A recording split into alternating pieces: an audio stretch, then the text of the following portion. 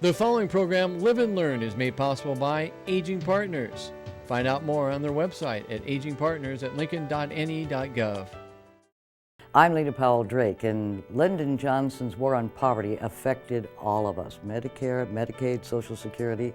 And Dr. Thomas Berg of the History Department of the University of Nebraska is going to help us understand more Johnson's war on poverty. Stay with us. I'm Harlan Johnson, and we've been talking about the things that have happened since President Johnson in 1965 made a declaration in his State of the Union speech of declaring war on poverty. Now, I have as a guest today a person that's been involved with those programs and has been working with those. Beatty Brush is going to be talking about what's happened in Lincoln since the war on poverty was declared. Do you love being a grandparent? Or have you always wanted to be a grandparent? Well, I've got some good news for you. Today I'll be talking with Lisa Stutheit and Grandma Mabel about the Foster Grandparent Program right here in Lincoln. I'm Chris Beckenbaugh. It will be my pleasure today to interview June Peterson, the Executive Director of Aging Partners, as we discuss the impact of the Older Americans Act. This and more on today's Live and Learn. 50 years ago, President Lyndon Johnson passed the war on poverty legislation that has really affected so many of us seniors. Social Security amendments, Medicare, Medicaid, and more. I'm Lena Powell Drake, and I am so delighted to welcome Dr. Thomas Berg, who is a history professor here at the University of Nebraska, and he's a wealth of information about all the presidents, in particular this one. We were able to have a wonderful OLLI class on President Johnson, the three major presidents. Anyway, would you, first of all, welcome to Live and Learn. Nice to have you here today. Your first timer. Happy to be here, and yes, first time, long time admirer. I hope that you will tell us a little of the background of LBJ as a child and what became of him. Sure. Lyndon Johnson grew up in Texas, born in 1908 to a very decent family, but grew up as a poor kid. His grandfathers fought for the Confederacy in the Civil War. His father and his father's father served in the Texas legislature. So at an early age, Johnson had a taste of what politics was like. And this was a picture taken in 1915 to give you an idea. Grown up as a child, he had the perspective of what it was to be poor and knew what it was to go through life in his early years as being a needy kid. And I think we have some more pictures of Lady Bird, and we want to talk about her for just a minute because she played an important role in his life. Tremendously. He met Lady Bird in Washington, D.C. one particular evening, invited her to breakfast at that day, on that very day, had, if you will, a quick flush of heart and romance with her. By the end of the day, he asked her to marry him. She said no. However, her father enjoyed Lyndon so much that the father gave Lady Bird his permission and blessing, and 2 months later married. And I understand he was really smart. LBJ was really smart. Smart kid, finished high school at the age of 15. After graduation, knew that he wanted to knock around a little bit, see life a little bit, and then he went to college and finished with his degree in teaching. And then married Lady Bird, and of course the name Lady Bird is always amusing to me.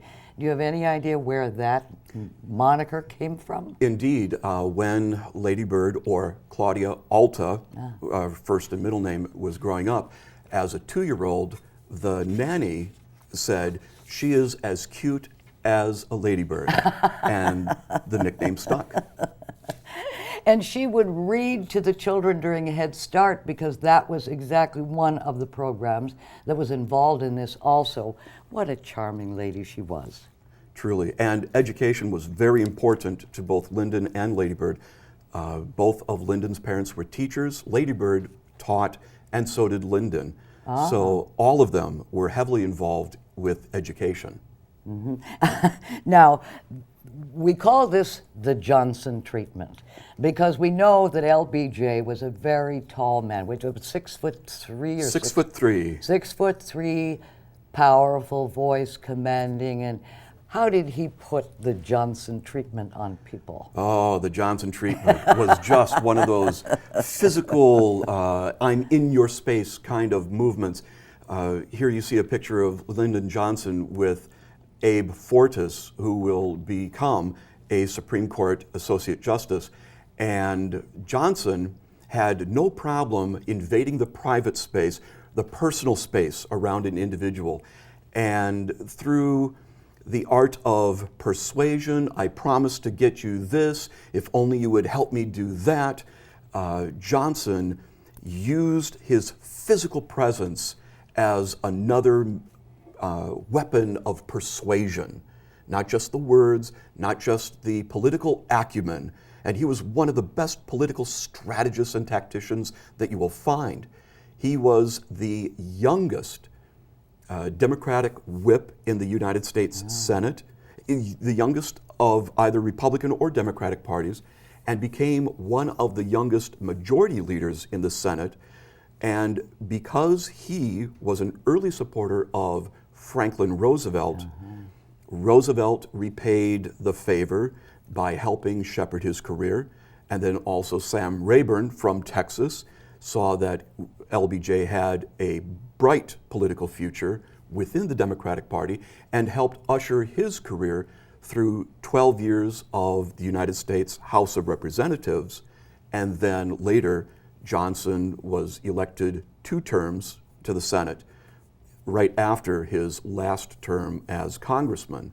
So his career was very well developed, and he learned how to play the game, as mentioned earlier, soon in his life with his father and his father's father in the Texas legislature. And Johnson just had a knack for the politicking side of American life. Persuading a lot of people to see it his way and crossing the aisle, which we don't seem to be able to do that today, but Johnson was able to do that. In fact, when he was the majority leader, he made a special emphasis to not obstruct whatever the Republicans were trying to do because of the party alignment, Republican versus Democrat. But Johnson made the effort to work with the Eisenhower administration, standing more on principle of what is best for the country versus how will I nail my political opponents to a particular spot from which they cannot move. And he nailed them so they didn't move either.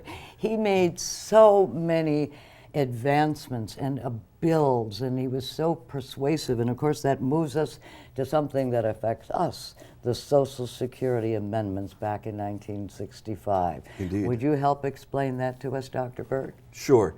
We know that the Kennedy administration and the President Kennedy wanted to advance a social examination of the country. And before Kennedy could really invest himself and get it pushed through the Congress, unfortunately, the president met with his tragic fate in November 1963. Within days of Johnson assuming the presidency, he had an address to Congress where he laid out the blueprint for what we would know as the Great Society. So it starts under the Kennedy administration, but Johnson really carries the ball. And in 1964, Johnson was able to get through a lot of the legislation that we associate rightly with the Great Society, but could not get through what we eventually know as Medicare and Medicaid. That would come in 1965. It could be because of timing with a presidential election. It could be that people were seeing so much change that they needed to take a little bit of time to assess what was taking place. But Johnson was able to get the legislation, the majority of legislation, pushed through in '64.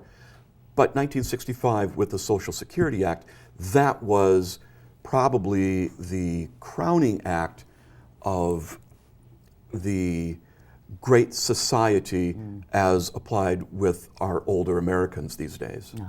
And now, of course, Medicare and Medicaid, which are so important to us, 19 million people received it at that time when it began. Would that be 65 or 66 then? 1965. Now, do you have any idea how many people are on Medicare or Medicaid today?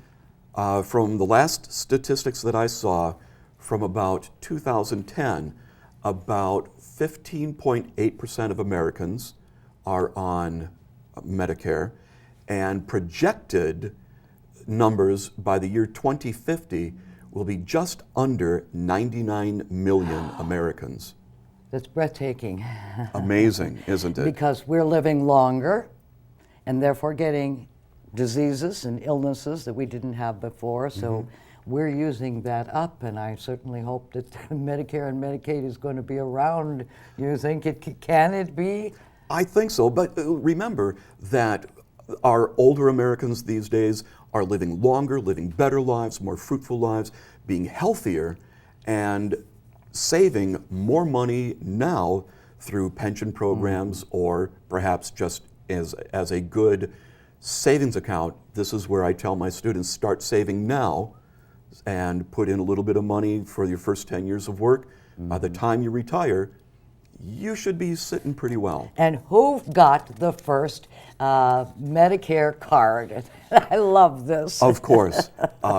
Former President Harry Truman, who you see in the blue, and over his shoulder, his wife Bess. Truman had started a wave within the Congress when he suggested something like Medicare back in his administration, but of course that did not go anywhere. But when Johnson signed the Medicare bill into law, this was at Independence, Missouri, and a couple of months later, when the first cards came out, both Harry and Bess received the first cards issued to Medicare patrons. That makes it so special. It really does. What a lovely counterpoint. I know. And of course, the Older Americans Act was also a part of this 1965 legislation. And that meant, and I didn't know this at all, that Lincoln, Nebraska was chosen as one of the top spots in the United States to experiment with some of these, which included Meals on Wheels. I had no idea. Did you know anything at all about that?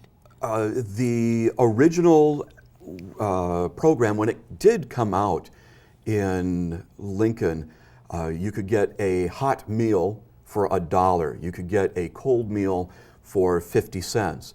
And even today, when you look at professional journals, particularly those associated with dietetics, even today, reading through the journals, you will find study after study that emphasizes the need of proper nutrition, not just as kids, as growing up, but certainly through adult life and into the elder years. The proper food and balanced nutrition is one of those life-prolonging concepts that we just take for granted. And especially think about the era in which Johnson proposed the Great Society. This was an era in which we somehow knew that there were the poor, the disadvantaged.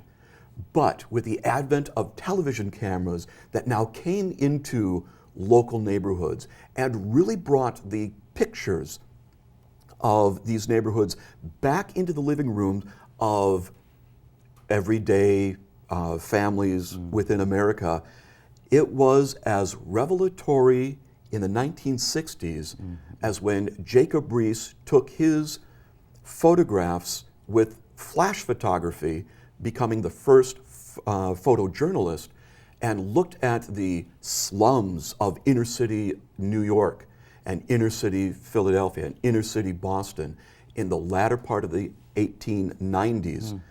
And in his famous book, How the Other Half Lives, he revealed to America that darker side. In the 60s, with television, we now see that in the living rooms at supper time, and this leads to a societal concern of what can we do, what should we do for those who cannot find an access to food on their own. And when I see those people, volunteers who are driving their cars and trucks to deliver meals to people who can't get here, and food available are all around our city of Lincoln for our seniors, it's a very special place to live.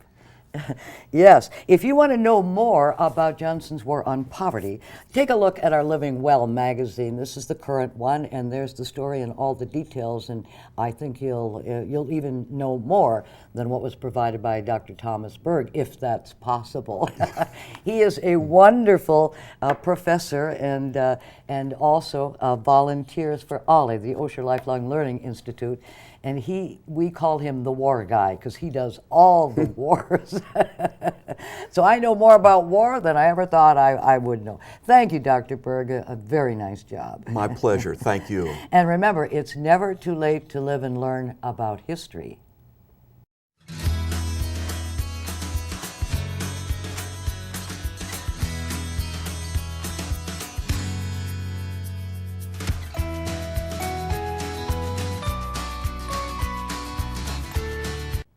I'm Harlan Johnson.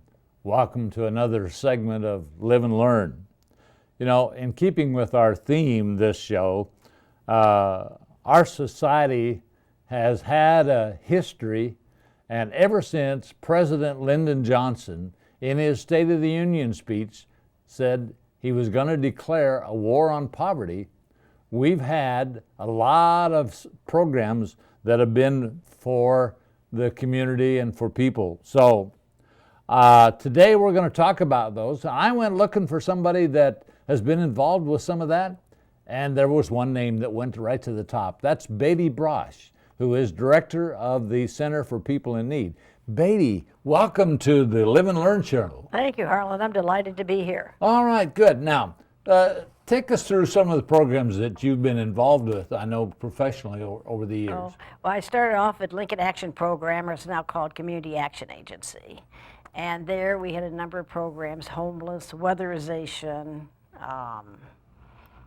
Head Start, and did some job training programs, a whole bunch of different programs helping people become self-sufficient. And then one day, my deputy came up to me and said, "When are you leaving? When are you going to quit?" And I was 62 years old then. And I said, "Oh, I don't know, in about 6 years." And so he said, "Well, that's not soon enough because I want your job sooner than that." Okay. So I said, "Okay, it's yours." So I left. All right. And then from there you went Well, to this... from there, Deb Daly came with me, who worked with me closely. And so I said, "Deb, we're going to go off and try to do something, do something." And so we started off in a little house, and we had a couple, so there was the two of us basically. And then one day a guy came in and said, "What's your dream? What do you want?" Someone I had known, and he had known about a program we had called Truckloads of Help. And that program distributed goods to low-income people, because we had started that once we left Lincoln Action. And so anyhow, we said, well, this is a program we want to do, and we want to distribute all these goods throughout the state. And a month later, he came back, or a couple weeks later, he came back and says, "Here's your check. Go buy yourself a big warehouse." Okay. Can you believe it? I mean, that was the most incredible experience I've ever had. Didn't expect it. He just comes in one day with the check. Okay. Yeah. So that's how we got where we are over at the Center for People in Need on North 27th. Okay, good. Well, now, I looked up the report that Congress had a committee that tried to analyze what's happened 50 years after Johnson made this declaration, and it was pretty negative about the poverty hasn't improved. There's still a lot of people in poverty and that sort of thing. And so I got to thinking, you know, I don't see that negativity here in Yeah. Lincoln. How are things in Lincoln relative to? Well, Lincoln's much better off than most communities. First of all, we have a number of nonprofit human service agencies that are really excellent.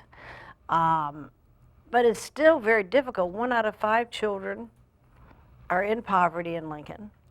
Now that's a lot. That's 20% of the children live in poverty. And living in poverty means basically you don't have your basic necessities aren't met. 25% of the families we see with children live on less than $500 a month. Now, Harlan, could you live on that? No, I'd be a little tough, huh? Right. Can you imagine? You know, and they're trying to work. They're trying to be self-sufficient, but it's just very, very difficult. For some of them, they've had all sorts of barriers. I remember one woman who had to go to work. It was 2 o'clock in the morning. And I have a question for you. It's a tough one. So anyhow, she'd go to work at 2 o'clock in the morning, and she had a 3-year-old. She had nobody she knew that could take the child.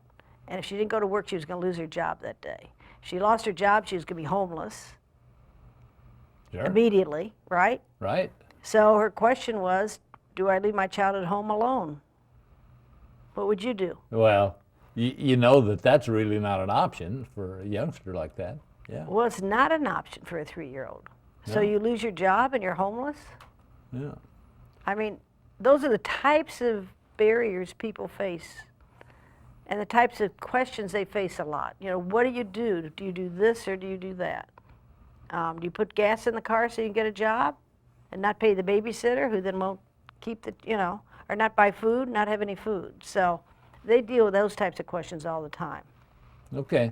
Well, I know one of the factors that committee discovered was in 1965, 12% of families had air conditioning, and now it's up in the 80%. Yeah. So, things have improved in terms of living conditions. But it's those people that are outside of that Yeah. that need the help. Right. And a place like the center is one that can be a multitude and answer a lot of questions for people that don't have the answers. Okay. Now, I had made some referrals many times when I was working to Lincoln Action. Yeah. And I've been involved with some people that have come to your services. What a person that's facing some of those questions, what can they find at the Center for People in Need? Well, we try to be a one-stop shop for many people. And so our basic service is food. We distribute food thanks to the food bank, and we distribute to 1,000 families a week. Because if they have food, then enough food to live on, which is not enough, but at least it gives them some basics. Then they can think about a job, but you got to have your basic necessities met. So we distribute food, but we also do a lot of job training. We do a lot of education. We see a lot of refugees. We have over 300 refugees that come to the center every day for English as a second language class. We have other services for refugees too. So we basically try to meet the people where they are. We just got a grant helping people who've gotten out of prison. And the grant is to help to give them the support services so they won't go back in prison. And some of the programs we're doing for them and we do for some of the other people is job training. We have forklift training for them. They can get janitorial training. It depends on their skill level and their interest. They can take cooking, they can take construction. So we have a number of different classes they can take, and it's hands-on, where they learn the skill, they learn the paperwork involved, they learn the book work, whatever you want to call it, but they also get the actual on-the-job training. So when they go to employer, they're actually skilled and ready to start to work that day. And behind all of this Yeah. is the federal funding for such programs, right? For some of them, yes. For some of them? Yeah, and Okay. otherwise we get donations. We're always asking for donations because federal programs funding doesn't cover all the programs. Well, when we're talking about the war on poverty, right about 1964 was when we started a lot of programs for seniors. Yeah. And our own program with the Aging Partners Right. is a result of that. And think of the programs that they do. Yeah, I know. Isn't it wonderful? Okay. All the programs they can do. All right. Senior centers. Senior centers, RSVP. Yeah. Senior diners. Senior diners, yeah. And they even down to the shovel and snow and That's right, handyman. Organize that. Yeah. Yeah, handyman stuff. Yeah, I mean, Okay. they're wonderful, and the support we give to seniors is fantastic. I mean, comparatively, we have a lot of support there. And of course, I think we are very much aware that population is ballooning now with the baby boomers, and Yeah. so That's right. there's a lot more services, a lot more need Yeah, there. sure. Now, Lincoln has had, as you said, Lincoln is a very fortunate city, but we've had good leadership and people like Yeah. yourself that have been able to see the needs and then do something about it. Yeah. I think we've been very fortunate. I think we've had some very good elected officials who are ethical, who do care about the community and care about the people. And then we have good human service agencies. So we are fortunate in Lincoln compared to a lot of cities. Now, I know one of the issues that's associated with this, but not necessarily directly under the war on poverty, but welfare. We talk about that. Now that's been pretty, I'm going to say, stable, but we've made some changes this year. Mm-hmm. Well, the laws change, and actually, there's people on welfare get, I think it's $386 a month, and that's for a family of three, and that has not risen since 1983, I believe. And finally, this year, they did give additional $70, which will go into effect in a couple of months. So, but basically, it's not enough to live on, and the families, none of us in this room could live on that with kids. And if you don't give them enough to be self-sufficient, so they have, what do you do if you don't have a car? What do you do if you don't have enough money for the bus ticket?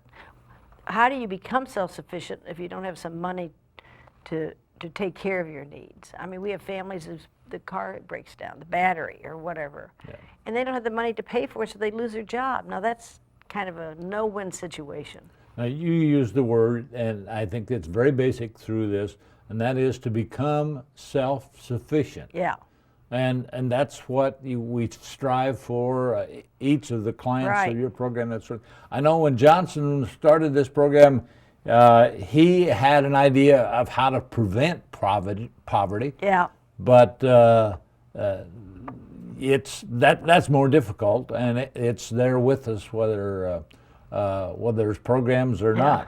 Okay.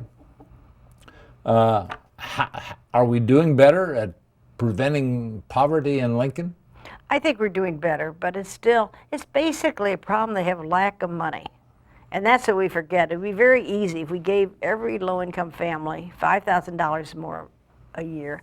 They would be self-sufficient. We wouldn't need all these programs because, but they can't earn enough money, or if they're whatever, they can't earn enough money to become so that they can not depend on government programs. And the goal would be just to get everybody off of the programs, but they have to have enough resources to do that.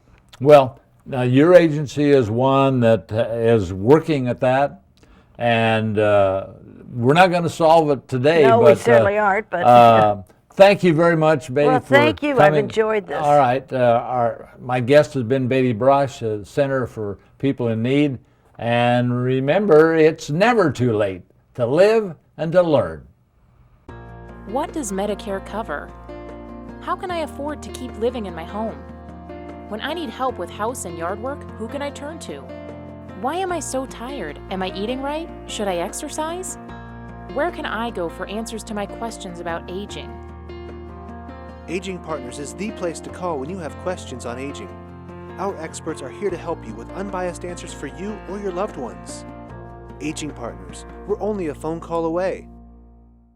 Hello, I'm Tom White, and my guests today are Lisa Stutheit and Grandma Mabel Edmiston, who are both involved in Aging Partners Foster Grandparent Program.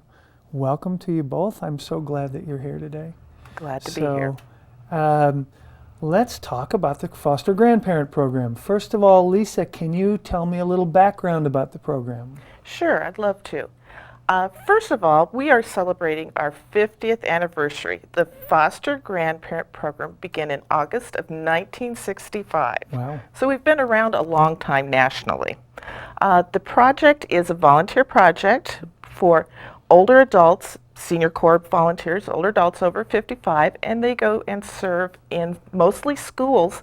And the big thing is making a difference in children's lives, helping them get that good start in school and being proud of their achievements and seeking to learn so that they can go on and be productive community citizens. So it's a wonderful program. And here in Lincoln, Aging Partners is the sponsor. Our federal funder is the Corporation for National and Community Service.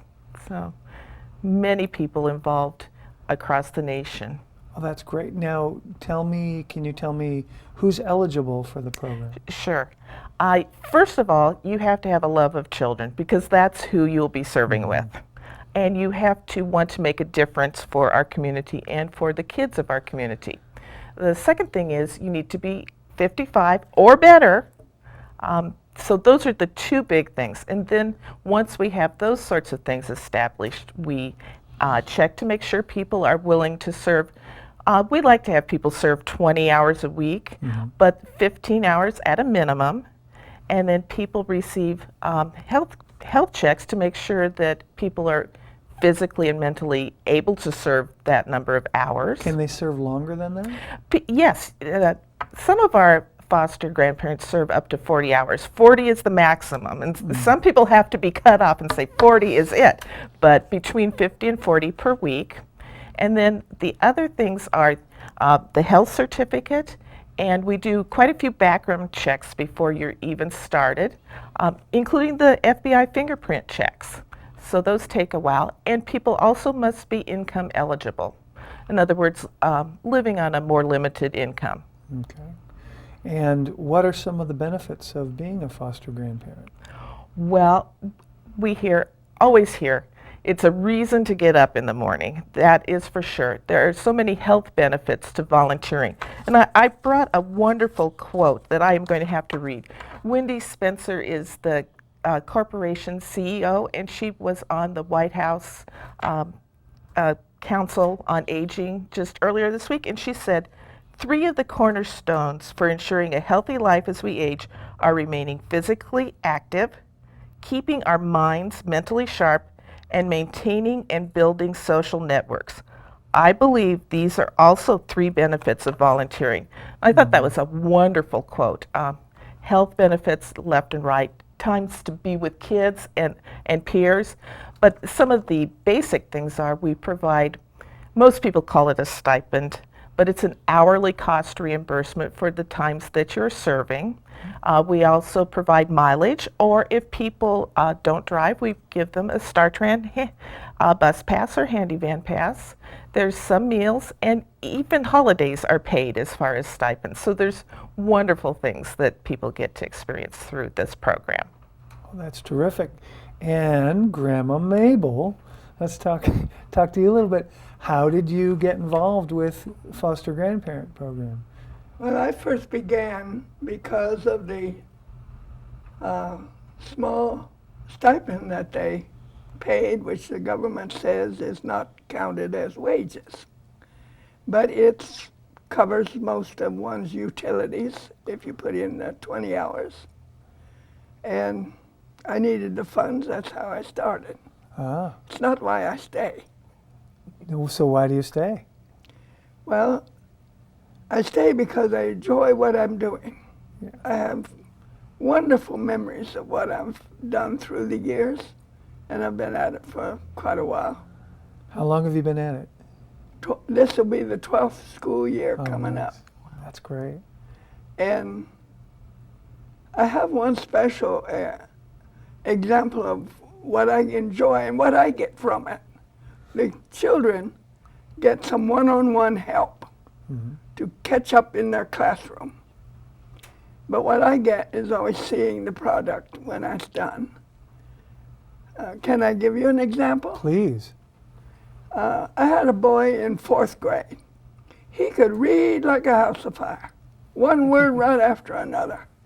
He prided himself because he was the fastest reader in the class and maybe in the whole school. And he could read so fast, nobody could understand a word he read, including himself. Couldn't answer any questions about what he read. But nobody could slow him down because he's the fastest reader in the house. And so one day, I wrote him a very nice note. And then I took everything out of that note, the capitals, the spaces between the words, commas, periods, nothing but letters on a page. And I said, I'd like you to read this for me. He looked at it and he read about the first 3 words. Then he looked at me and he said, you know, Grandma Mabel, I don't think I can read this. I said, why not? He studied it a little while and he said, I think it's because the letters are too close together. I said, you're absolutely right. When you read the words, you have to also read the spaces between the words. And so I got him to slow down to read the spaces between the words. But I'm touching his pride and joy because he likes to read fast. So it was hard to slow him down. And so one day I said to him, you know, when you read slow, you actually read faster. Oh, Grandma Mabel, how can that be? I said, I've got a timer. I'm going to set it right here. And you read really slow and make all the spaces, commas, periods, really slow. We'll time it. So we timed it. And then he said, now can I read it fast? Sure. So he read it as fast as he could. And it took more time. He said, Grandma Mabel, can I read it again? And he read it again, fast as he could. And it took even more time. He said, Grandma Mabel, can I please read it one more time, really fast? I said, fine. And he read it really, really fast. And it took more than all the other times. Wow. He looked at that.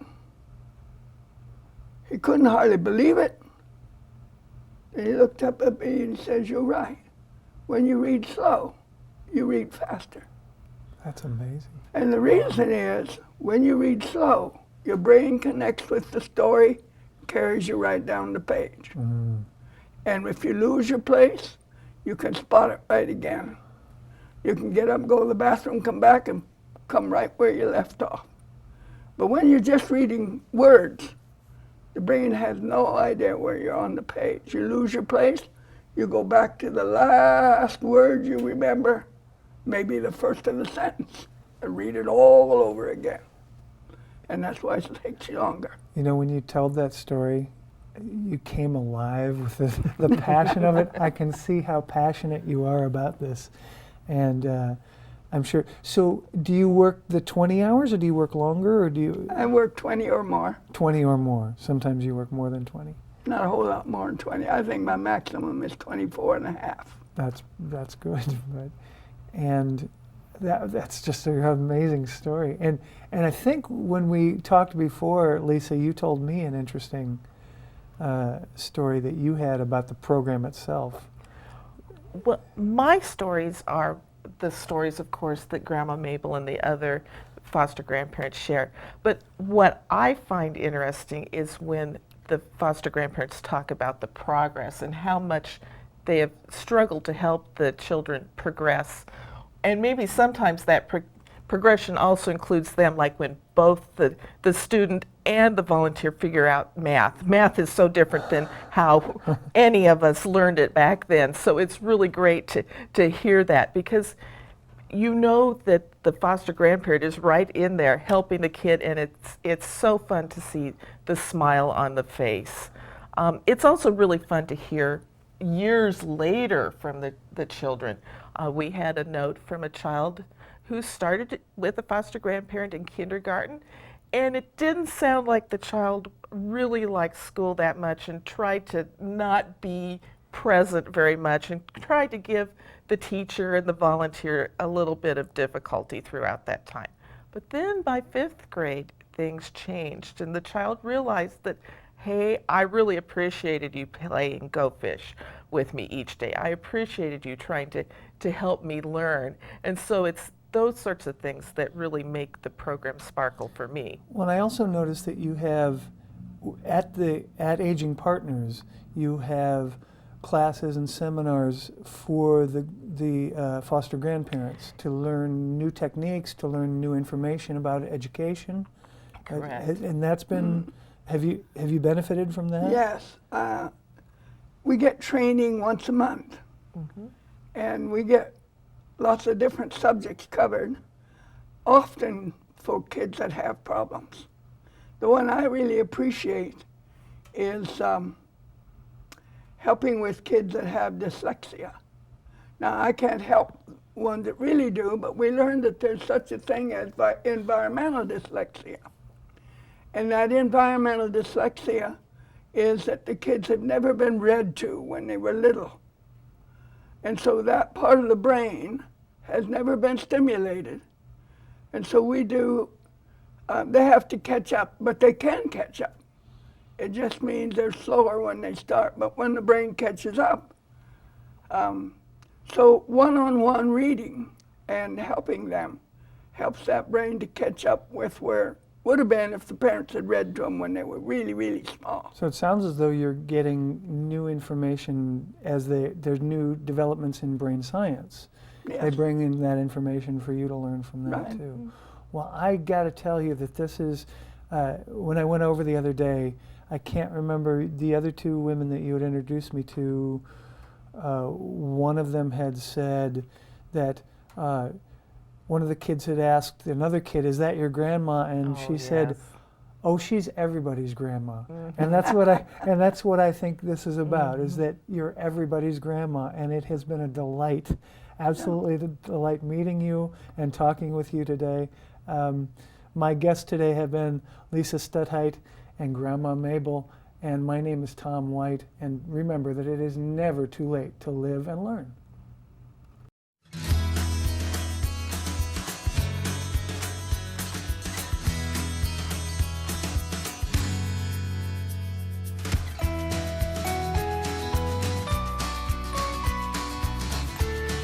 I'm Chris Beckenbaugh. My guest today on Live and Learn is the Executive Director of the Area Agency on Aging that we know and love as Aging Partners. June Peterson is my guest. Welcome, June. Thank you. I'm delighted to be here. Well, we have a really important topic to discuss today, and that's where all of these services for seniors began, and that's with the Older Americans Act. What is the Older Americans Act? The Older Americans Act was passed in 1965. In July, it was a piece of legislation that established 10 pilot programs to develop area agencies on aging all across the country. Sam Schwarzkopf was Lincoln's mayor at that time, and someone in his office wrote a proposal, and it was accepted. The other 9 were on the coasts. Lincoln was identified as a frontier location, which we find funny now. Anyway, they wanted a rural opportunity to work on this project. So we were one of the first 10 to be established in the country. Well, that's certainly some interesting history. It created meal sites primarily. Okay. We called them senior diners at that time. And we had 7 sites throughout the county where seniors could come and have meals. We also provided home-delivered meals in collaboration with Tabitha. Tabitha's Meals on Wheels program was already in existence, and the law said you are not to supplant or take away or do additional work that's already being done.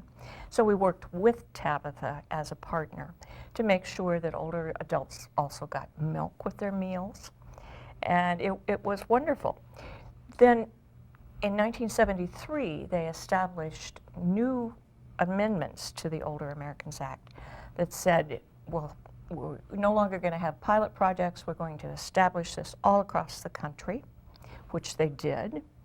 And they said, you're going to do even more. So we had additional services like information and referral, which is one of the most important things we do. People can call with any kind of a question.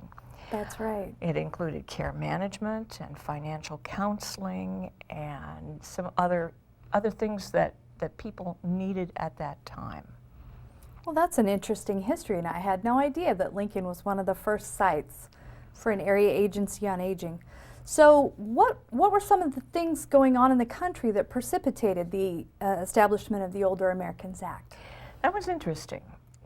John F. Kennedy began, before he was assassinated, to think about the issues of poverty in America. When he was killed, LBJ was put in his place, and he continued what we now refer to as the War on Poverty, or the Great Society.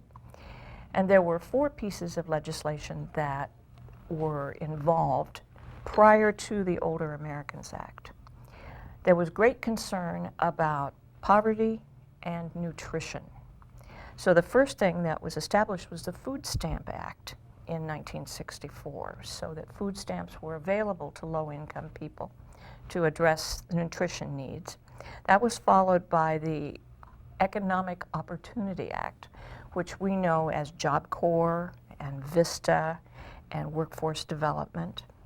And then there was the Elementary and Secondary Education Act, which established the Title I programs in schools that had a majority of students that came from low-income homes, so that we were sure to feed students while they were at school.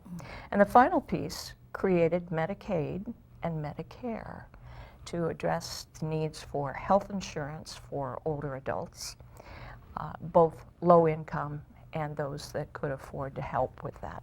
So it was those precursors, those 4 major pieces of legislation occurred just before the July 1965 adoption of the Older Americans Act. It was an amazing period of time. Absolutely. And so all of those programs came in, and was there a challenge to determine where these resources were going to be used or how they were going to be used? Or? Well, programs grow. It started with 2 people in the mayor's office, and then they began to add people to serve the meals in the meal sites. They grew and added case managers. What's case management? Case management is when you ask some wonderful staff member at Aging Partners, I don't know what to do to help my mom, or my dad, or my neighbor. I think they need some help with housework, or I worry about them going to the grocery store enough. How can we make those happen? Care managers are people who say, these are the issues, this is how we can help. Care management's kind of a nebulous description, but that's what it does. Well, care management is so important for so many people, and it's really grown to be a vital service that Aging Partners provides. And it helps low-income people find benefits like food stamps and Medicaid if it's necessary. But one of the things I'm very proud of is that it helps people who have assets use them wisely. We also do financial counseling, and it runs the gamut. But mostly people come in when they're 64 and they start to get all that mail from the government, and you wonder, how did they know how old I was? So you get all this mail and you think, well, I'm going to be 65. I better figure out what I'm going to do if I'm going to be a Medicare participant. And so they come in and find out, if you're still working, this is what you do. If you are retired, these are your options. What kind of a supplemental policy should you have? And yes, you should have Yes, one. you should. So those are the kinds of things that were added throughout the period of time. So seniors have traditionally benefited from the Older Americans Act. Has there been a growth in the number of seniors, of people over 55 in the last decade? I love these figures. The period between 2000 and 2010 was an astonishing period for growth for older adults. Nebraska's growth statewide, all ages, was 7% between 2000 and 2010. Okay, so the whole population of the state of Nebraska grew 7%. Okay. The number of people who were 55 and older grew 23%. That's an enormous change. The big bump was the boomers. Right. So those of us who turned 65 or were in that 55 to 65 range in that 10-year period grew 51% in Nebraska. That's huge. And I imagine as we come to the next census 5 years from now, there'll be another, maybe even larger growth. We'll see. We'll see. We're kind of that bubble that's moving through. Okay. Of special interest to Aging Partners are the number of people who are growing older more than ever before. The number of people who are 85 and older grew by 16%. And we know from our statistics that when people are that age and older, they often need assistance in the household. If they can stay independent, that's their goal. They want to live at home or live in a community where they're independent. And so as they grow older, and more of them are, we have more people who are 100 than we've ever had before in this state. So our role is to help make their lives healthy as they stay independent. What a wonderful, wonderful service is provided for all Nebraskans now. How is the Older Americans Act funded? How was it originally funded? How is it funded now? It was an original federal program and was funded at that time, and that grew over time. It's still funded federally. However, the Older Americans Act reauthorization has been pending in Congress like many other things. In July, the Older Americans Act reauthorization bill was unanimously approved on July 16th by the Senate. Now that's one part of the two-part process. Right. So now it goes to the House, and we hope that that too will be approved and the president will be able to sign it. It's been waiting for 5 years for this reauthorization. The funding for the Older Americans Act has been cut. The Labor and the Business and Labor Committee, under which it fell, cut $4 billion out of it. Now that means less for programs like ours.